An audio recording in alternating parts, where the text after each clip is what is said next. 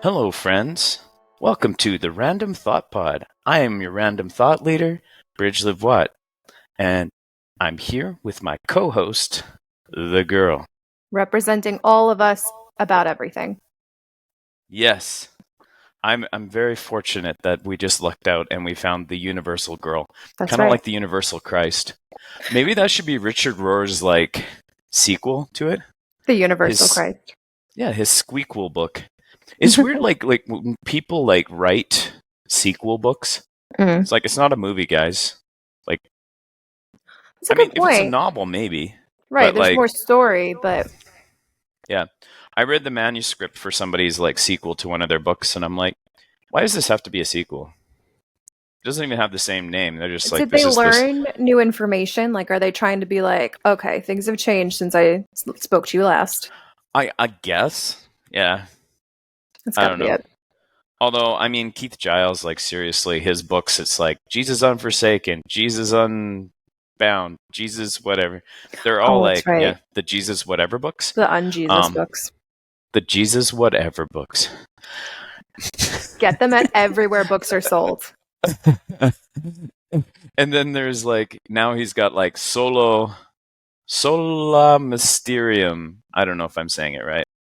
And now there's Solo Deuce. So both of those sound like excellent beers. They are. Actually, it's funny. I was reading his second book, for that series, and it was like church on the plane. I was like, this is so good. Yeah. I'm learning. It's I kind of been struggling with what worship is, because a lot of times when I hear people worshiping, I'm like, oh, you're worshiping the God that tells you that you know everything and you can tell people how to live their lives. So I'm very cynical about it, because I'm like, you guys are and this is probably not what worship necessarily is, but I always kind of thought that it's I am aligning myself with my deity. Ooh. And once I'm aligned with my deity, now I know how to love people. But it's if that's a shitty deity, then you're loving people in a shitty way. Shitty way, yeah. Yeah. And so I'm I don't like that. And so it's just kind of funny, because it's the last couple times I've been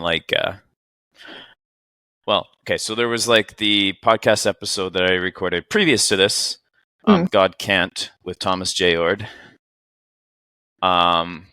Which, I mean, you wouldn't know because you're not subscribed. But I am now. The best part being, once I hit subscribe, I went, oh, there's episodes I'm not on? Okay. I truly didn't know there was anybody else. That's so awesome. But anyways, yeah, when we were doing that episode, there was just something very life-changing about it, as he was talking about this God that is just pure love. Yeah. And how it's we're made in the image of love, so we have the capacity for love, which means we also have the capacity for not love. But God does not have a capacity for not love. And that's kind of what all of his kind of theology is based on, is this idea that there's just this being that's always love. And then when we pray, it opens up more possibilities for what God can do, because he's a consensual God, because that's what love is. Right. And I'm like, that's very different. But as he was describing that, I was just getting really excited and just feeling very worshipful. And I feel the same effect in reading Sola Deuce. I'm I'm feeling the same way, where I'm I'm really excited about this, because it's Sola Deuce is kind of I hope I'm saying the title properly. Deuce. It'd be great. Poop. It's just so not. But I'm just kind of having that same sense, where it's kind of okay, well, the baby food is Jesus died for your sins. Mm-hmm. Let's move on to the adult food now, right? Which is essentially everything is connected. It's we're all connected, and it's God is in us and we are in God, and it's it's such a it's a mind F.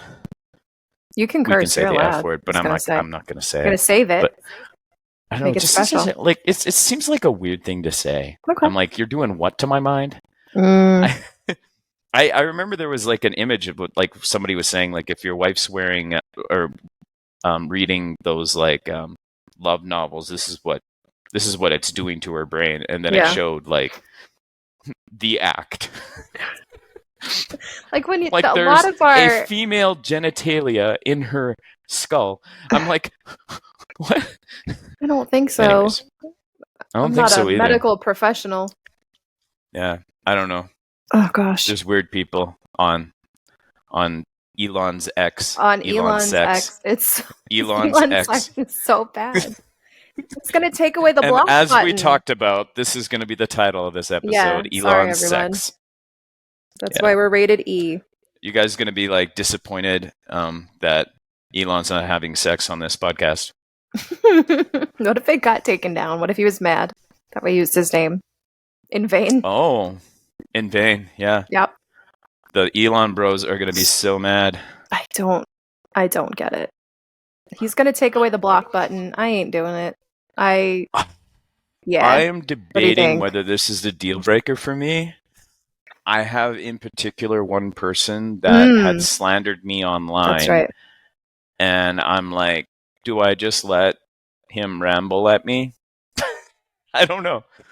Because I don't want to go into protected, and I've developed a following true. I'm I really forgot happy with protected on was Twitter. a thing. I go like, well, this still allows any jack off to just like start QTing anything I say and whatever. And part of the blocking isn't I'm going to keep you out of, I don't want to see your life. It's I'm keeping you out of mine. Like that's a proper boundary. I'm not affecting you, but I'm protecting me. So I'm like, I'm not like I have big bad enemies, but I love to know that that person can't see me. Yeah. Then again, if they just log out of Twitter and go into my profile without logging in, they can see anything. But I think that's It's the so breaking tough. point. Someone brought it's up that it's hard against the because it's terms like, of service for Apple that you Oh. can't allow people to like not block other users or something. So if Oh. that's big, if true. Okay, this was my prediction the moment he started doing that whole Twitter blue nonsense. I figured that what he would do, because when we were saying block the blue, I'm like, oh God, you know what's going to happen? He's going to take away our right to block because we're blocking advertisers too, right? So I was like, he's going to do that, but he's going to keep the feature for the paying people. So right now he says he's taking away the feature. Right. What's going to happen next is he's going to have outcry. Oh, you want it back? And then he's going to say, oh, I'm going to give it to the Paysies people. You're right. Yeah. I love when I see someone with like 9 followers and they're verified. I'm like, why though? Why? It's so funny. No one cares if you're you. No one. So yeah, I do subscribe to this podcast, and it's like just so I can kind of see. I do now. Oh, it came out now. I'm not like one of those people who does like the podcast episode where I'm like and subscribe, right? I'm like, if you are listening to this, I'm assuming you're probably subscribed and you know how to subscribe. Right. And maybe that's my downfall, and that's why I don't have like a ton of listeners. But I'm also building like there were some that from, I was from the ground up. We're starting fresh there. I appreciate it when people were like, it actually helps the algorithm, like the numbers, more people that are subscribing, more people. Like if that's true, and I don't know this stuff, but if that's true that it helps with you to be found more than just that one subscriber, it like pushes it up a little bit. That makes sense. Just not a hustler. It's funny, like, and I don't know if I told you about this, but like when I connected with this like well-known podcaster on LinkedIn, and the guy's like, "Oh, hey, great to connect with you," and all this stuff, and I'm like, "Yeah, surprised you're DMing me," kind of thing, but like, okay, cool. And then he starts just trying to hustle me. He's like, "Oh, have you signed up for my course?" Like, because he's like, "Oh, that's icky." Yeah, and I was like, I kind of mentioned that I'm a podcaster, and he's like, "Oh, have you signed up for my course on networking and all this stuff?" And I'm just like, man, like, is this how this guy is all the time? Is that how he got to where he was? Because I'm like, I'm not interested in getting to where he is by being that annoying. Like, yeah. Okay. And I think me saying networking, I think people might be able to derive which podcaster I'm talking about. But anyways, all right. So anyways, yeah. So we could do the like and subscribe thing, like a normal podcast. Yeah. Like and subscribe this podcast. There's a button, guys, or It whatever. means so much to us. Okay, now it's time for my fake Patreon. Oh. All right, so those people who've signed up for our fake Patreon, Kevin Schreider, Brittany Hapcock, Dwell Murin, Plapla Trevnovaklov, Darren What, and Melinda Gates. Oh, Melinda Gates. I wonder if that's the same Melinda Gates. Has to be. Yeah, it's a pretend version. What else does of she her. have doing? What else does she have going on? Yeah. I like Darren What. Darren What. I had to put one that's hard to pronounce in there. Yeah, I appreciate it. Plapla Trevnovaklov. Sounds like a hockey player. Oh, I absolutely think so. Speaking of different names. Yeah. Ooh, segue. You were telling me. This was something we didn't get to in the last episode. Yeah. Oh, by the way, I just want to say, like, ADD Masterminds, we always had, like, a big, long list that we had to get through. And so I would always just, like, rope people into, like, okay, now next topic. Now it's next topic, right? Yeah. And so one of the feedback I got from my kid who listened to the pilot episode, he's like, hey, that's cool. You guys have great chemistry as co-hosts, but, like, maybe you shouldn't cut her off. And I was like... And I'm like, I didn't realize I was doing that, but it kind of was the habit for ADD Masterminds, right? Yeah. He's like, I just felt like she had more to say on this specific topic. And I'm like, you're right. Yeah. So I'm like, I'm going to try to let you be more co-hosty.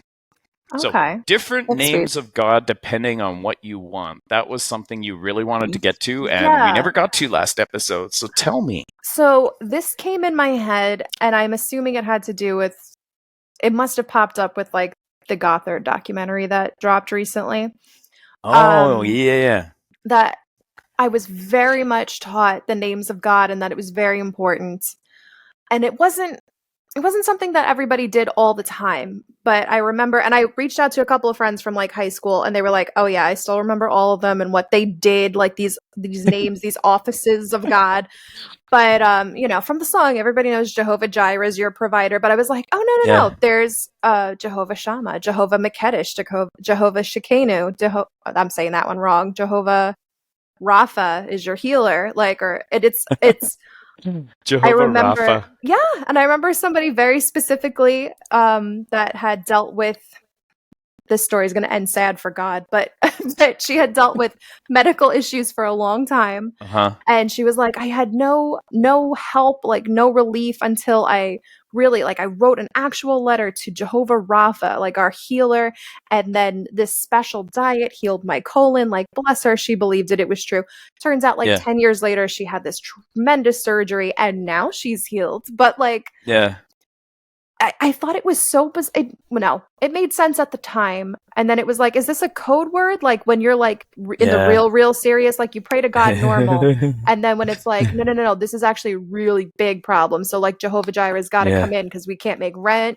Or are people doing this all the time? And it turns out a lot of, the evangelicals of the 90s definitely learned this. Like it was some kind of special knowledge.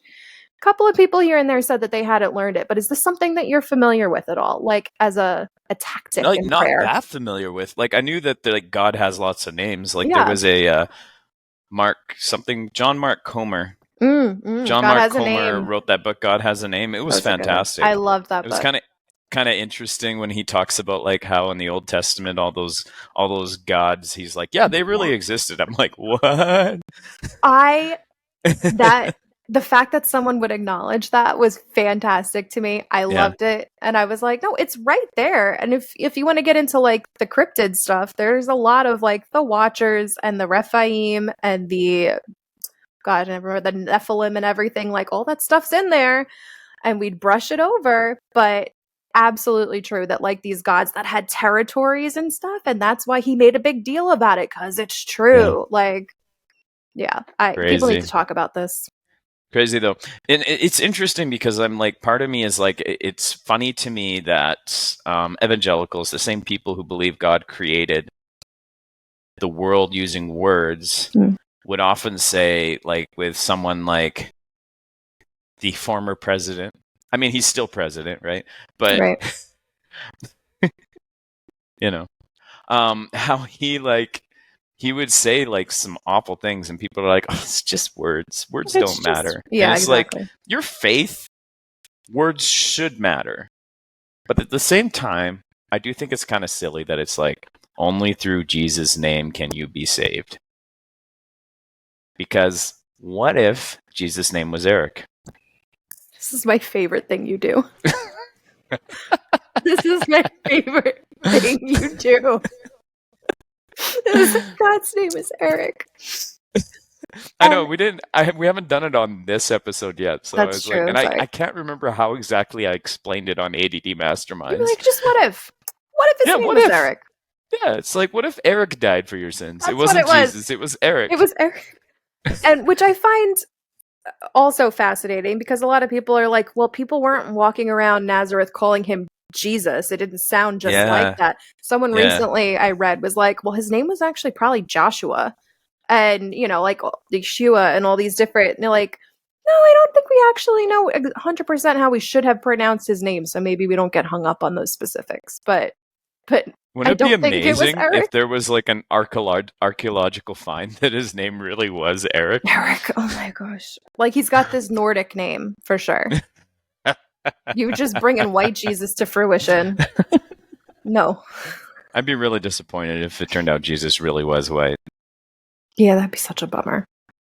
Have you seen The Chosen? I hate to run us I off have track. not, but I've heard there's a lot of controversy surrounding it, like involving him Oh. not being able to pee at night or something. Well, this is news to me. I kind of want to cut it now because I have no idea what you're talking about. No, it's fine. I'm only like 6 episodes in. No one has peed. That's interesting. That I'm aware of. On screen. I actually asked on Elon's sex, did Jesus have a bumhole? No one answered. Because I'm like, I kind of figure like if Kim Jong-un had no bumhole or has no bumhole, it's like, why would Jesus have a bumhole? Oh, they've said he does not have a bumhole. Like, yeah, that's what they say. That's what they say. That's like some of the lore about him. Wow. So you think that, Eric wouldn't have a bumhole? I mean, Jesus wouldn't have a bumhole either. Yeah, I really. Anyways, back to The Chosen. Sorry. Yeah, no, just that I'm scared to say anything good about it now because if there's controversy. But I've loved it. It's the dumb evangelicals. Every episode has made me cry a little bit. The way they weave stuff together, there's nothing that's jumped out as like, ooh, that's not in the Bible and it's bad. Like they give it a lot more color. So there's a lot of like, well, we don't think Matthew had a dog, but he has a dog in the series and there's nothing saying he couldn't have a dog, so I just appreciate, I'll be like sobbing hysterical or like yelling out spoilers. And it's the Bible, so we all know. But there's a lot of, how do you know who that is already? And I'm just like, isn't the Gospels a thing? I'm so excited. I don't know. I've enjoyed it quite a bit, but now I have to look up Jesus peeing, apparently. Who were you watching it with? I'm watching it with my family. Okay. My husband and the little children. No, it wasn't like, it's not actually canon of the show.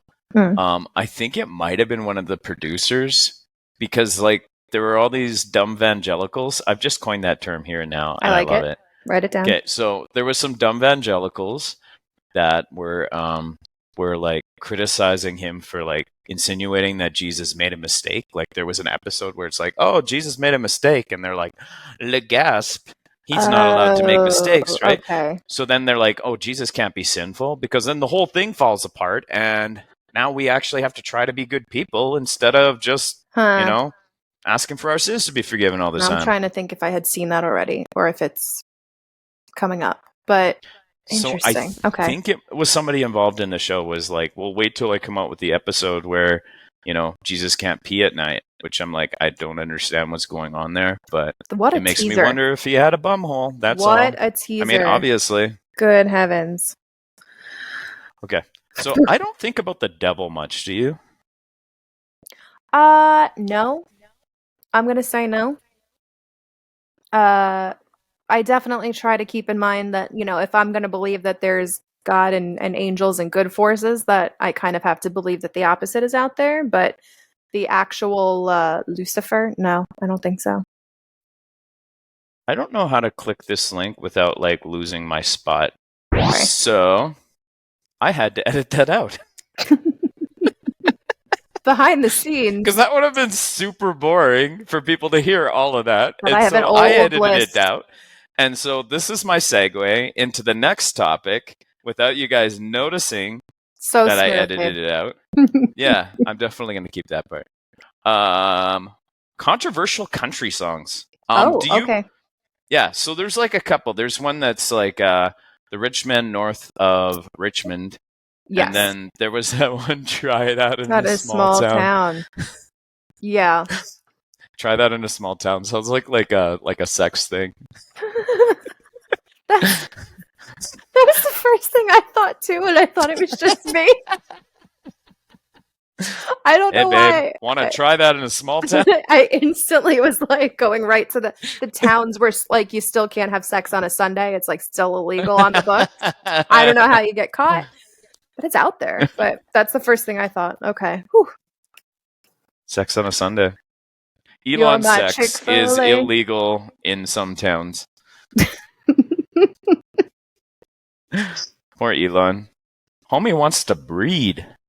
Yeah. But anyway. Yeah. Okay. So anyways, it was kind of interesting because like that try that in a small town was like kind of insinuating that like a lot of the like violence that you have in cities, like I think from like a conservative perspective, they're just like saying the disrespect of like gang members and how they'll just like attack random people. Yeah. That would never happen in a small town. Yeah. Disrespecting the cops, that would never happen in a small town. And so the conservatives are like, this is a great song. Right. And then on the flip side, people on the left were like, this is racist because it talks about like Black Lives Matter and saying like, if you were black, you would get your ass kicked in our town, right? Is essentially how they took it. And I'm looking at this and I'm like, this is like the perfect song to just like cause shit. Like, I can't wait for this to be used over like footage of small town going down, crap. I just also found it like the song is all about we'll get violent on you. Like, yeah. Like, hey, people who are violent in the city, be violent here, and we're also going to beat your ass. And it's like, yeah, it's the same thing. It's two different. I picked through it to see if anything was overtly racist. This was like 3 weeks ago, and I don't remember. Yeah, like it wasn't try being black in a small town, but it definitely wasn't welcoming. And I just anytime it's like, yeah, we're gonna beat you, I'm like, show me those family values. Good job. Like I don't love that. No, I think like the whole idea of violence too, it's like I value this human life over this other one. Yeah. Like war, I've thought a lot about that and how it's like it's always about how we value the lives of the people wearing this uniform over the value of lives of people wearing this other uniform. Yeah. And it's a hard thing to reconcile, especially when you talk about like having, civilians involved. Yeah. And how it impacts civilian lives, whether they're directly killed or whether they lose a loved one or they have a loved one that returned that's never the same. But it's like, how do we value human life? And I mean, I would love it if, we were able to, people of faith were able to value human life in a better way than people outside of faith, but it just doesn't seem to be happening. Yeah. And it's the degrees to which life is of value. I mean, that quote was going around again of like, well, if we're going to be allowed to have guns and we should, some loss of life is expected and it's a price we're willing to pay. I don't know who we is, but like that was going around and that's not and it was around school shootings. Like that's not a trade anybody is going to make. Is Canada super like military driven? I feel like we're ODing on. We have like more so like a peacekeeping force is kind of like what we're known for. Okay. But it's kind of interesting because like in Canada, there's a contingent of like conservatives that want to be American. So yeah, for sure, Mm. it's like gotta respect. Thank you for your service and all that Okay. stuff. And I'm like, I have a hard time. Like, I don't want to disrespect soldiers. I think it's Mm. incredible that anybody would sign up for that Yeah. if it is necessary. Um, It's like a big if. I couldn't do it, Yeah. and so at some level, if there is some contribution that military has done to allowing me to have freedom, I should have some gratitude for that. But I'm also kind of like, well, why are we killing people in Afghanistan? That doesn't make any Yeah. sense. Yeah. And people, like, it's such a hard thing to talk about because a lot of people, like particularly Americans, when I talk to them about it, they're like, no, no, no, those people are fighting for our freedom. And they're not even trying to understand it. They're just saying they fight for our freedom. You got to respect that. You got Okay, to say thank you. thank you for your Yes. service. I'm very much like, I have a dear, consider him family friend that was in the military and in Iraq and Yeah. everything for years. Yeah. He's finally going to retire. And tremendous respect for him. And I know why he went and what he felt like he was doing. But I also kind of feel like I don't think that had what he did over there didn't affect me and my ability to live my life here. Like, I feel like the Yeah. wars that actually ended up saving lives in like net or preserving freedom or setting captives free has not been in a while. At least when it comes to like American war history. You know, like I'm not going to I touch would Russia and say, Ukraine, but yeah, it's been a minute. I mean, I I'm like would the Civil say, War. like, if we have, like, I remember there was like I think it was an ISIS compound that had like a bunch of girls that they took hostage. And there was like a military um, force that went in and like basically rescued them, and there were probably some guards shot or whatever, Okay. right? But like to me, I'm like, okay, that I can get behind, Right. Yeah, you totally get know. that for sure. But I think even what we call the good wars, like Mm. World War I and World War II, it's like, oh, we had to do it. It's like, did we? Like, I know, like Keith Giles in his book, Jesus on War. On war? Jesus unpieced. I Jesus don't know. on gun bang bang. I don't know. I can't remember what it's called. I'm so bad for those titles. But in one of his book that was like against war, Okay. anyways, he talks about World War II, and he's like, okay, everyone agrees World War II was something we had to get involved in, and he's like, do you know that like the German military used jet fuel to propel like basically all of their force, basically, Mm. and it came from Standard Oil, which is an American company. And he argues Yeah. that if Standard Oil wasn't all about Mm. profits, they could have stopped the war right then and there by not supplying them Ooh. with jet fuel. So I'm like, so I think there are other ways of looking at these things. Yeah. But in the end, I'm just kind of like, well, I'm just not a fan of killing people, like no matter what. I would say the same thing too about abortion. I'm like, Mm. I'm not a fan of killing fetuses.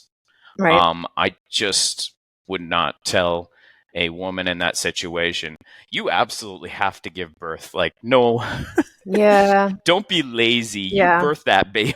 Oh my God. Yeah.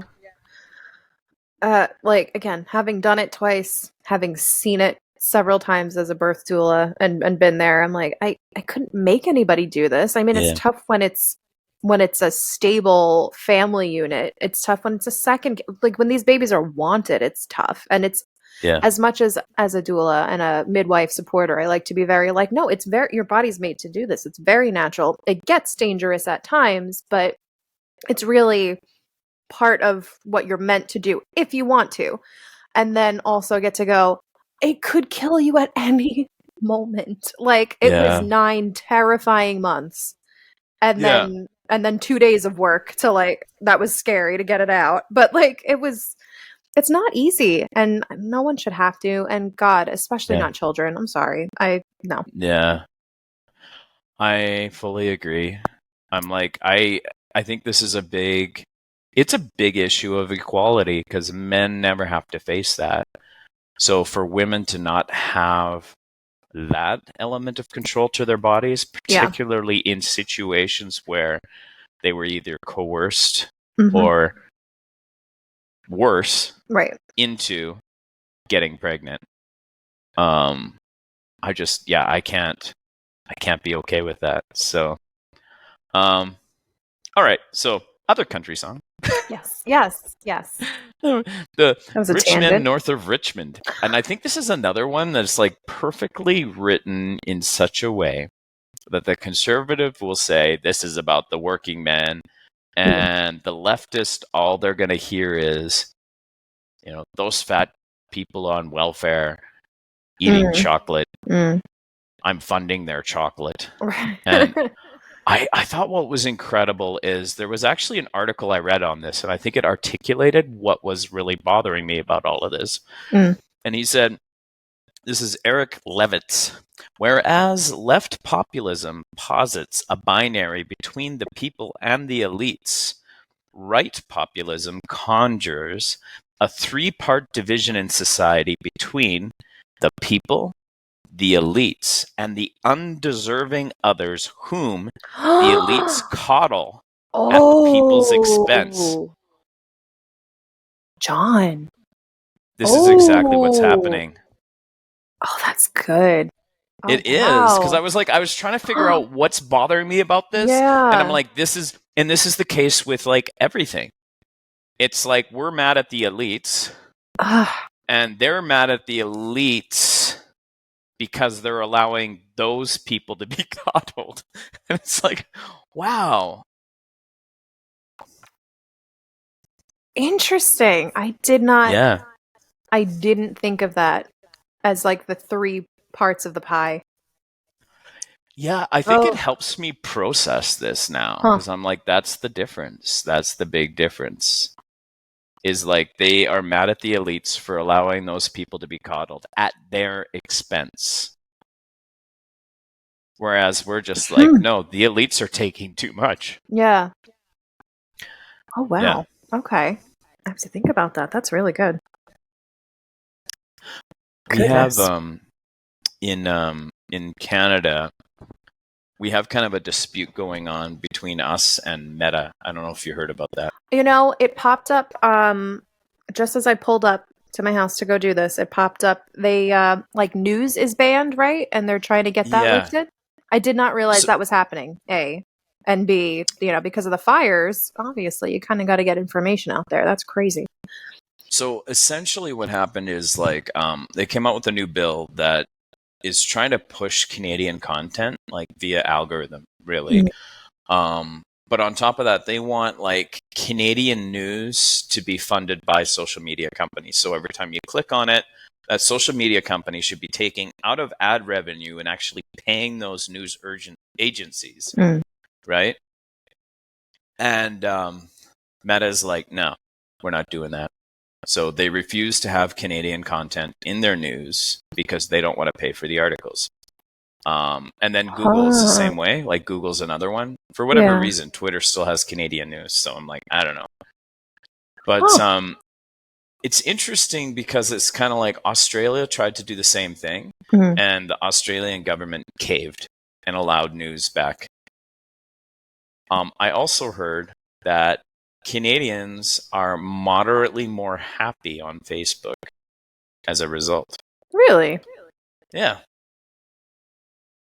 Interesting. Which would make sense because now you can go back to just posting pics of your kids or whatever. Oh, that's fascinating. No, I didn't realize that was the reason. Okay. But it got me thinking, like somebody said, this is a blunt instrument. Like the government's trying to use a blunt instrument to solve a problem. And in the end, like if the government actually gets its way, it sounds like that's only really going to help the huge like conglomerates that do news in Canada, which I'm not sure if all of them are American owned, but most of them are American owned anyways. Sorry. And so it's interesting. So, but it's like a lot of times it's like we're trying to solve problems and we use a blunt instrument. Yeah. And I thought I had more to say about that, but I don't know. Oh, but okay, this is the thing. I was listening to this podcast where they were talking about being able to tell if someone's lying or not, like being able to judge body language and how there's experts that do that and everything. And dude was just basically like, that's all bullshit. Really? I'm like, really? Yeah. And so this is what's really interesting. So he starts talking about how, like, in Shakespeare's time, when Shakespeare was writing a play, he would always have like these big long monologues where, like the characters able to exposit what's going on in their brain. But as like the art form developed, they developed the art form in such a way of acting so that their facial expressions will always show what they're feeling. And so if you, for example, were to watch Friends with mute on, you'd know the whole story. Actually, funny, I was telling my kid this, and they're like, yeah, it's because the plot is shit. But you could but just it's guess. like you don't need to hear the words to tell what's going on, because the faces are so expressive. And it got me thinking about how, like, essentially it's like that's true about all of the media we consume. Everyone, you could tell by their face how they're feeling. Yet in real life, you've got people who have like RBF, right? This one right here. Yeah. Yeah. It's funny. I don't see it. But anyways. I'm on right now, but if you see me like driving my car, I look like a murderer. It's awful. It's like when you're not masking. Yeah. When I'm not coded to be around people, yeah. So it was interesting because basically he said there are matched people and there are unmatched people.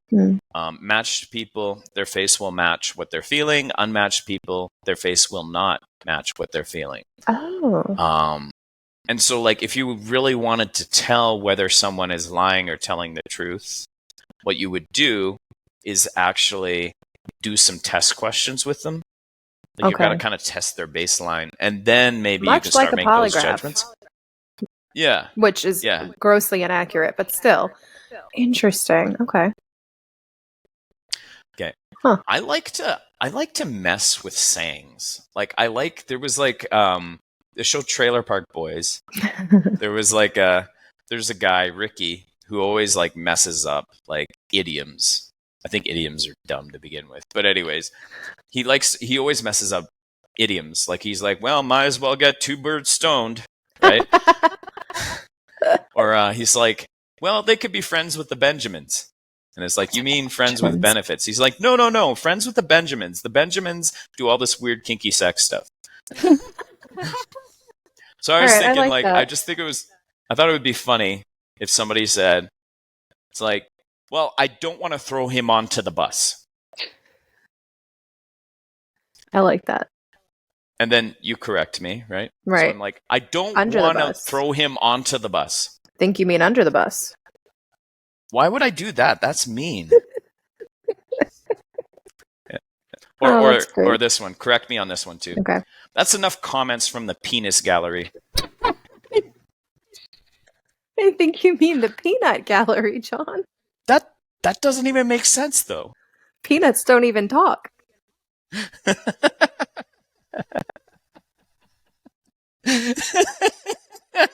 But penises do. Apparently. I see. It still doesn't make sense. It's perfect. Some do. No. I mean, well, that's another show. I haven't known very many, so. So I was thinking about how, like, people outside of religious circles can have a tendency to value animals more than people within religious circles. This bothers me. Continue. And I was thinking about how, like, I don't know if you were brought up with, like, kind of the notion that animals do not have souls. Yes. I reject So people have souls. Animals do not have souls. Therefore, people matter more than animals. Mm-hmm. And I was thinking about how that theology really changes, like, decision making, like should we put this animal down, and stuff like that. And I was just kind of surprised. I can't remember what book I was reading. But anyway, keep going. I love my dogs. I like most. I know that there are some that, like, when they're totally feral, like bears aren't mean; they're just hungry. I get it. And then there are some that I'm like, these animals are so aware and so caring. Like, they have a gentle spirit about them. That I'm like, I don't know. And why would he make them for no reason? We're not supposed to eat all of them. Like, it's not that. So I don't know. I think it kind of sucks to be like, no, there's no soul in there. I don't like that. I'm not for that. I just love people that love animals. I just think it's really, they're such cool people. So precious. I would touch anything that will let me touch it. I will pet anything.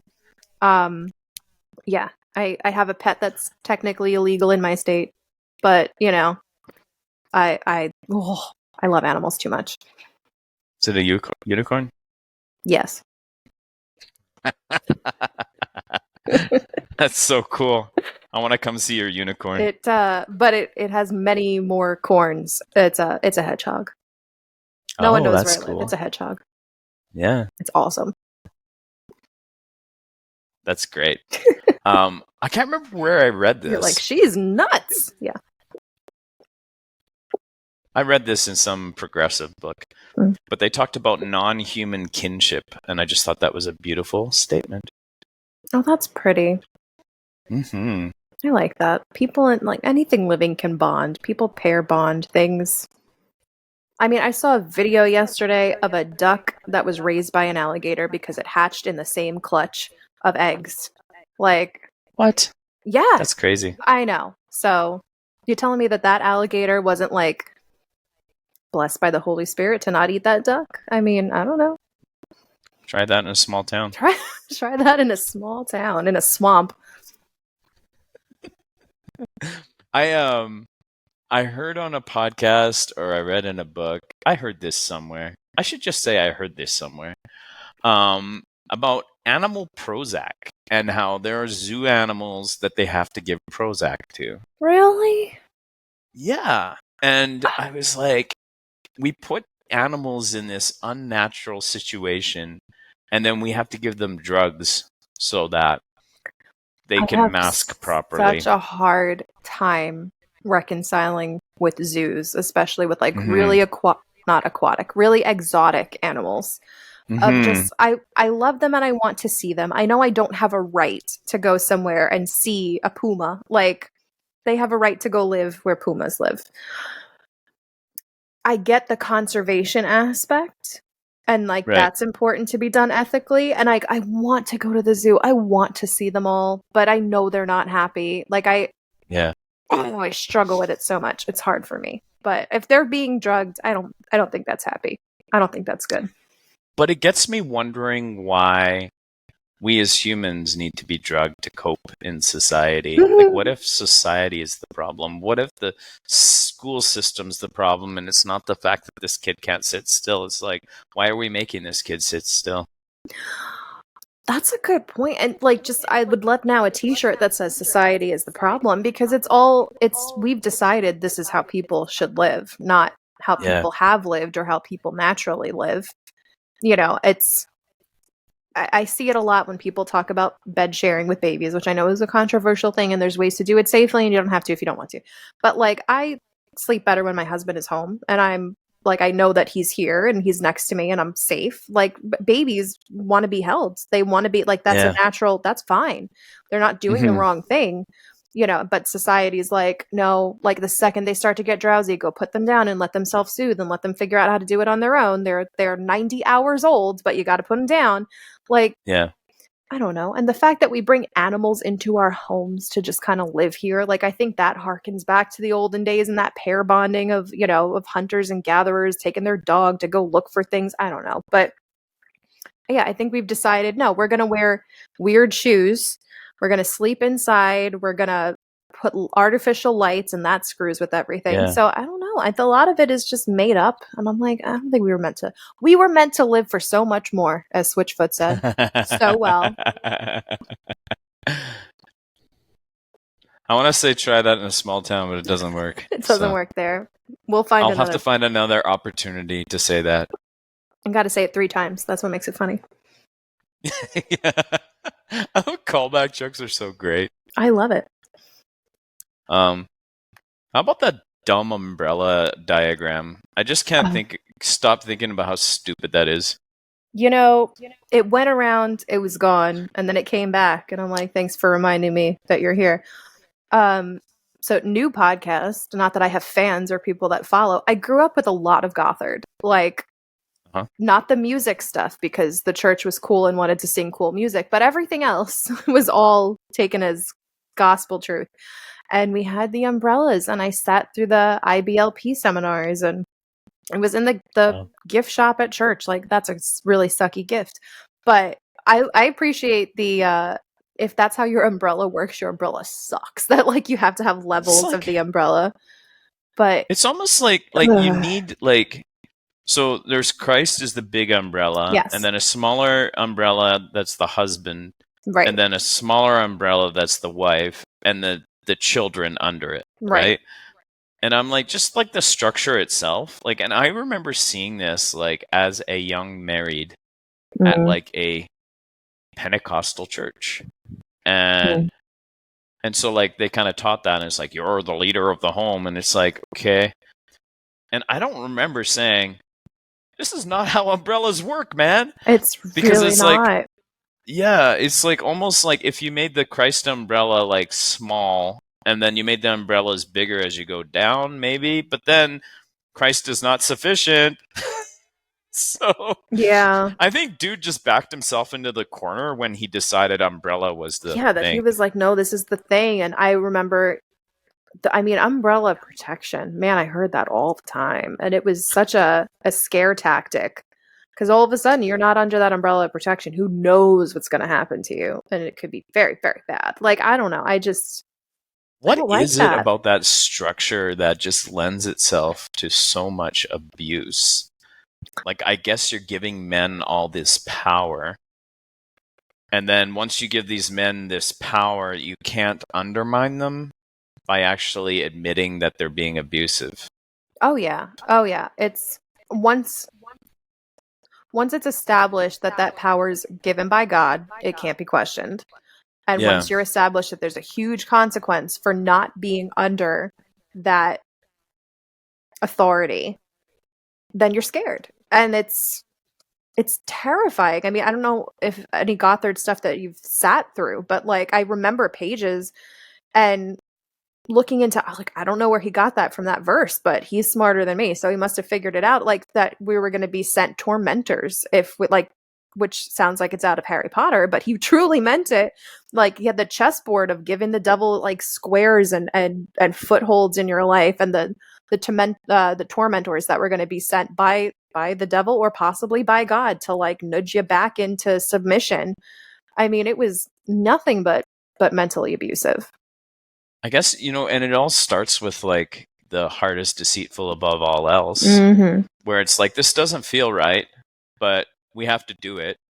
And it doesn't feel right because your heart is messed up. Right. Right? Deceitful and desperately wicked.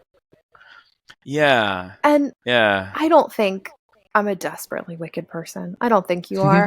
I mean, my kids are shitheads. They got in trouble today at camp.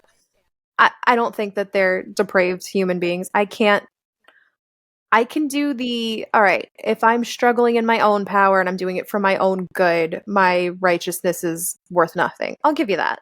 But I just can't go as far as like, we're just so freaking worthless and there's like just nothing to be said for us and we're invaluable, horrible, until Jesus shines his light. And I love Jesus so much, but I don't know. The best people I know are to be considered unsaved. And yeah, I don't know. I don't think the baseline is evil for people. Not really. Yeah. Well, I think like we all have our imperfections and require, forgiveness from time to time.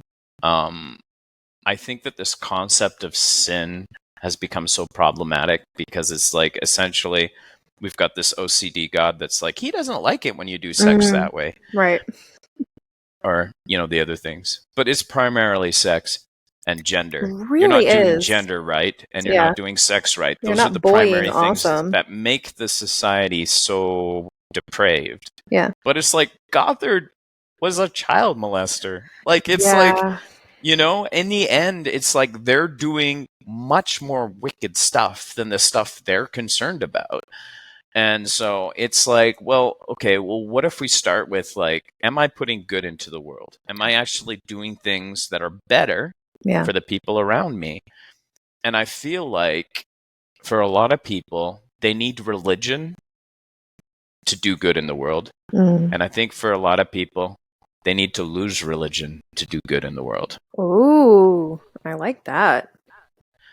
And I don't think God has a problem with people who've lost religion to do good in the world. And I'm not saying they earn their salvation by doing enough good things. I think that was like, as soon as you go there, that's what I was always brought up with. This is why you have to be a Christian, because you can't do enough good things to be saved. Yeah. But I think that this like concept of sin and this concept of like total depravity has led to what we call in educational psychology learned helplessness. Mm-hmm. And it's like you've taught yourself that you're incapable of stuff. Yeah. And so they have learned helplessness. And so when you call them out on their shit behavior, they're like, well, everybody's sinful. Yep. And it's like, no. No, you're not doing good in the world. Can you stop not doing good in the world? Yeah.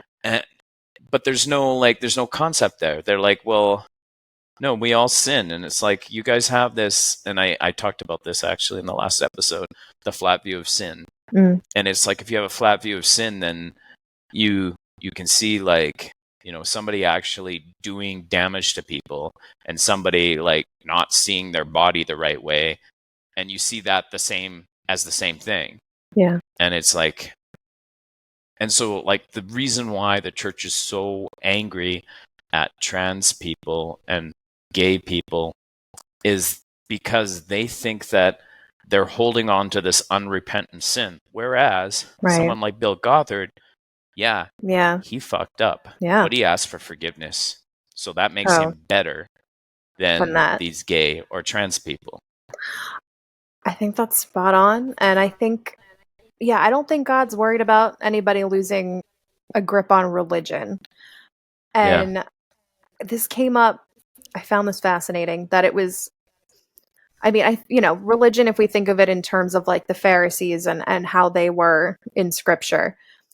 And he told the parable of, like the old wine and the new wine and the wineskins. And I remember always being taught that, well, Jesus is the new wine and, they're like the old ways. But it was brought up like, why did we think that? Jesus was there from the beginning. What if he's the good old wine? And all of their religious dogma and all of their religious, tradition is the new wine that would cause the skins to burst. That their new religion and he's the way it was meant to be. And I was like, done. That's it. Like, if Jesus is the good old wine, absolutely. So I think it's always there's that invitation to go be friends with him and not count up our little sins and count up our traditions and our perfect prayers, right? Yeah.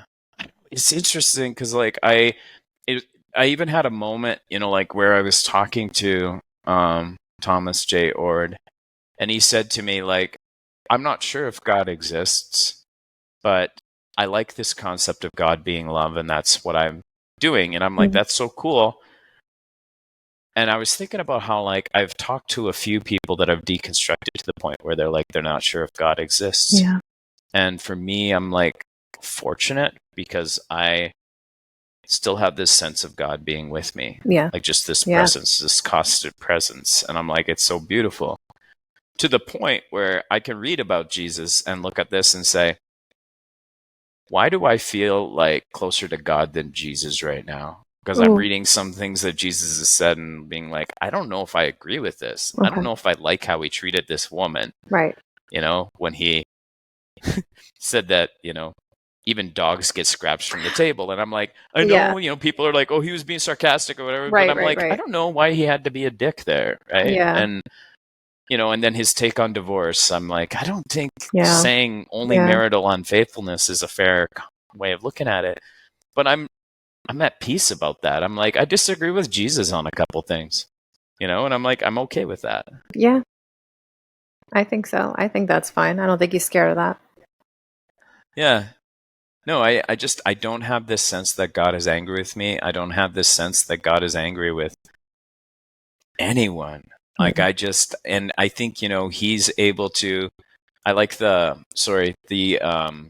shack where it's like, which of your kids would you want to send to hell? My God. And it's like, and I'm like, just that concept that every single one of us is, one of God's children. And it's like, so why would he lose that because they didn't say the right magic words? It's like, sorry, you said Eric, not Jesus, and so you're not saved. Yeah. I don't know. I'd rather think I'd rather think of it that like the devil in the garden won a bet and now he's got like dibs and Jesus is like, crap, like this is the best way. I got to figure out how to get these people home, like maybe it's not God's wrath. Maybe it's very much the Lion, the Witch, and the Wardrobe. He's got, dibs on the blood of the sons of Adam. And Jesus is like, but I got something. I can help with that, I don't know. I just don't want God to be mean. Yeah. Yeah. Well, I just don't recognize that God anymore. Yeah. I'm like, I don't like how, a God that never changes results in people that never change. Mm-hmm. A God who is non-consensual results in people who are non-consensual. Yeah. Right? It's like, so I'm like, I don't like where it leads. And to me, the most important thing about belief is where it takes us. I'm like, what kind of people does it make us into? I find it so futile to see Christians and atheists arguing over whether God exists. I'm like, the worst one of you, Christians, the worst one of you atheists, you're not doing any good in the world and you're just stuck in this fight. Yeah. And the best one of you Christians and the best one of you atheists, you're actually doing good in the world. And I'm like, that's what matters. Yeah. If God is love, you putting love into the world is an act of God. And so let's do that. Can we just do that? Oh, absolutely. And, but my absolutely is just coming from the penis gallery.